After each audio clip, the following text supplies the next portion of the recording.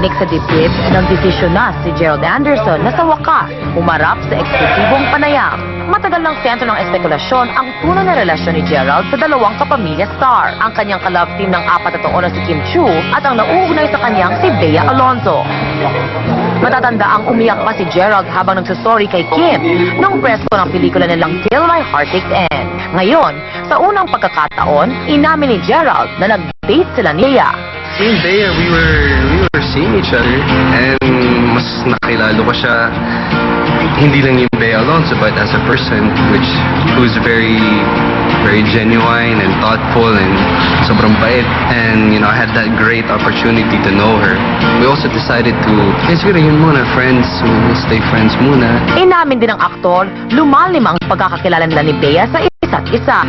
We got to know each other better, and yun yung importante sa amin. Kung nag-date sila ni Bea, ano naman ang namamagitan sa kanila ni Kim na yon? We're very good friends, and sa lahat ng nangyari sa amin in the past few months, you know, we're even stronger. Sa madaling salita, pare-pareho silang zero ang love life.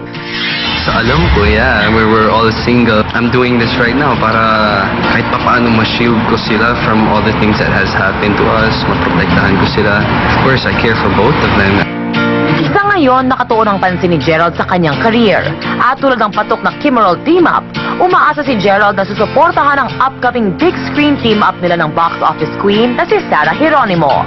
Ito si Ginger Conejero para sa SNN Showbiz News Ngayon. They are single. They're gorgeous single people, no? I mean, Gerald, Kim, Bea. Okay. Pero bilang fan ni Bianca. Ay, Oh. boy. Sige na nga, Tito Boy. Boy. Oo. Okay, you Pero okay? bilang fan ni Kim at Gerald, thankful ako na naging brave si Gerald at finally nagsalita siya. Iba kapag galing sa bibig niya eh. Alam mo sino ng bagay? Gerald, Sarah. Tama. Well, Exciting nasabi ko din lang. yun. Hindi ba? Oo. Bagay din.